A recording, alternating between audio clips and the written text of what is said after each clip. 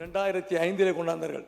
அந்த 2005 கொண்டு வரும் பொழுது அதில் கன்னியாகுமரி மாவட்டம் உள்ளடங்கும். அங்கே இருக்கக்கூடிய அத்தனை மருத்துவமனைகளையும், இருக்கக்கூடிய அத்தனை தாலுகா மருத்துவமனைகள், அத்தனை ஹெட் குவார்ட்டர்ஸ் மாவட்ட மருத்துவமனைகள், அங்கே இருக்கக்கூடிய அத்தனை சென்டர்கள், பிஹெச் சென்டர் அத்தனையும் நாங்கள் அந்த காலத்தில், நான் சொல்வது 2005 இருந்து அத்தனை மருத்துவமனைகளும் பழுது பார்க்கப்பட்டு இன்றைய சூழ்நிலையை பார்க்கும்பொழுது மருத்துவமனை மட்டுமல்ல, இன்றைய தினம் அது ஒரு தனியார் மருத்துவமனைக்கு ஈடாக எங்களுடைய மாவட்டத்தில் இருக்கிறது என்பதை நான் உங்களிடம் நினைவுபடுத்த கடமைப்படுகிறேன்.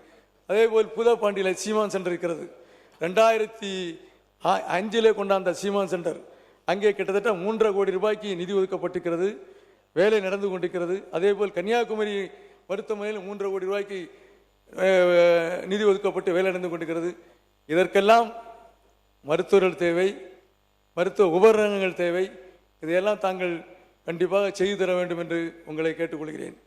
கடைசியாக இந்த மாநிலத்தினுடைய வளர்ச்சிக்கு கடந்த 10 ஆண்டு காலம் தொடர்ந்து உடல் உறுப்பு தானத்திலே 5 ஆண்டு காலம் அவர்களாக இருந்தாலும் 5 ஆண்டு நாங்கள் காலம், கடந்த ஒரு மாதத்துக்கு முன்னால் நமது அமைச்சர் அவர்கள் அங்கே பரிசை பெற்றுக் கொண்டார்கள். அனைத்து இந்திய அண்ணா திராவிட முன்னேற்ற கழக ஆட்சியிலே தொடர்ந்து 5 ஆண்டு காலம் உடல் உறுப்புகளுக்கு தானம் வழங்குவதிலே நம்பர் 1ஆக இருந்தோம் இந்தியாவிலே. அதேபோல் அவர்களும் நம்பர் 1ஆக இருந்தார்கள். தொடர்ந்து நீங்கள் இதையும் வலியுறுத்தி உங்களுடைய ஆட்சி காலத்திலும் நீங்களும் டெல்லியில் சென்று அவார்டு வாங்க வேண்டும் என்பது எங்களுடைய எண்ணம் என்பதை நான் இந்த நேரத்திலே உங்களிடம் சொல்ல கடமைப்பட்டுகிறேன். ஆக இருக்கக்கூடிய முடிச்சிடவா? சரி, முடிச்சிருந்தேன். 18 நிமிஷம் ஆயிடுச்சு.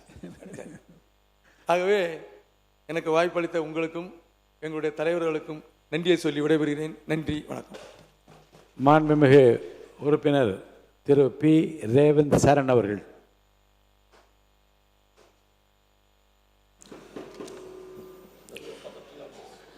மாண்புமிகு பேரவைத் தலைவர் அவர்களே, இது வரலாற்று சிறப்புமிக்க சட்டமன்றம். சமூக நீதி கொள்கைக்கு சட்டம் வடிவம் கொடுத்த சட்டமன்றம். கல்வி கண் திறந்த கர்ம வீரர் காமராஜன் சட்டமன்றம். தமிழ்நாட்டின் பெயர் வைத்த அறிஞர் அண்ணாவின் சட்டமன்றம். சாமானியின் குரல் இந்த அவையில் ஒலிக்க காரணமாக இருந்த புரட்சித் தலைவர் எம்ஜிஆரின் சட்டமன்றம்.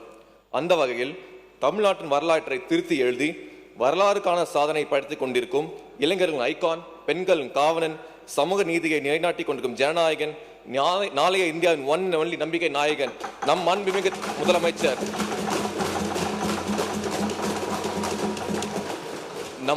முதலமைச்சர் அண்ணன் சி. ஜோசப் விஜயின் சட்டமன்றமாக மாறியுள்ளது. இனி எப்போதும் சரித்திர நாயகன் சட்டமன்றமாக இருப்போம் என்பது எந்த ஒரு சந்தேகமும் இல்லை. இவரின் தலைமைக்கும் பொறுமைக்கும் ஒரு குரலை குறிப்பிட்டு காட்ட விரும்புகிறேன்.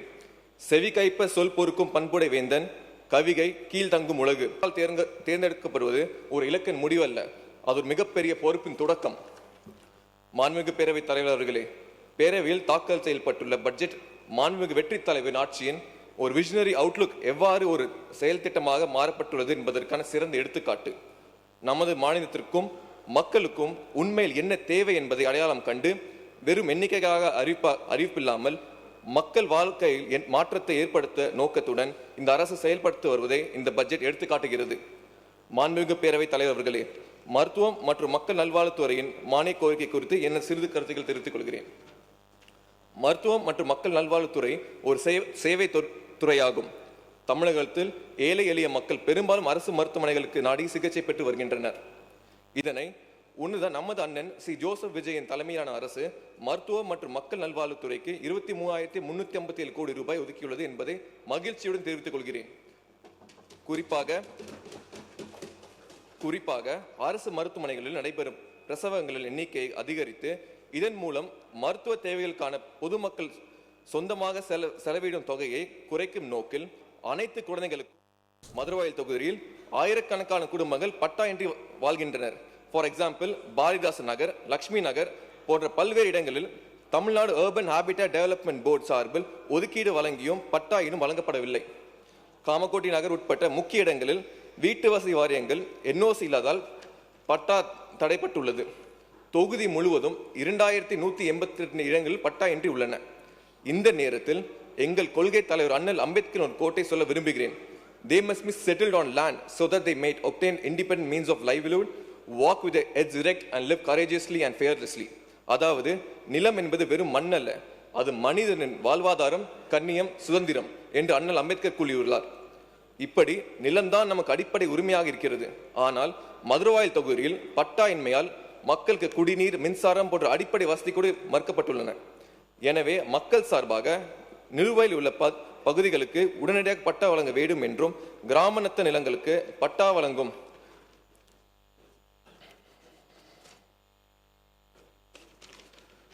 பணியை விரைவுபடுத்த வேண்டும் என்றும், என்ஓசி இல்லாத வீட்டு வசதி வாரிய பகுதிகளுக்கு என்ஓசி வழங்க வேண்டும் என்றும் அவர்களுக்கு பிரதிநிதியாக அரசிடம் கோரிக்கை வைக்கிறேன்.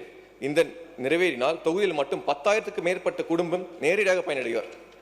அடுத்ததாக என் தொகுதியில் உள்ள வானகரம், அடையாளம் பெட்டு மற்றும் ஐயப்பாக்கம் ஆகிய 3 ஊராட்சிகளும் பாப்புலேஷன் கணிசமாக அதிகரித்துள்ளது. இதற்கேற்ப பேசிக் இன்ஃப்ராஸ்ட்ரக்சர் ஃபெசிலிட்டிஸ் இல்லாததால் மக்கள் கடுமையாக பாதிக்கப்பட்டுள்ளனர். அரசு 31/12/2024 அன்று வெளியிட்ட அரசாணை எண் 201 படி ஐயப்பாக்கமை ஆவடி மாநகராட்சியுடனும், மாநகரம் மற்றும் அடையாளம்பட்டை சென்னை மாநகராட்சியுடனும் இணைக்க நடவடிக்கை மேற்கொள்ளப்படும். இதுவரை நிறைவேறப்படவில்லை. இம்மூன்று ஊராட்சிகளும் மாநகராட்சியுடன் இணைக்கப்பட்டால் drainage facility, roads, drinking water உள்ளிட்ட பெரும்பாலான பேசிக் இன்ஃப்ராஸ்ட்ரக்சர் இஷ்யூஸுக்கு ஒருங்கிணைந்த முறையில் பெர்மனன்ட் சொல்யூஷன் கிடைக்கும். எனவே அரசாணை எண் 201 படி மேற்கொண்ட 3 ஊராட்சிகளையும் சம்பந்தப்பட்ட மாநகராட்சிகளுடன் விரைந்து இணைக்க அரசு நடவடிக்கை எடுக்க தாழ்மையுடன் வலியுறுத்துகிறேன்.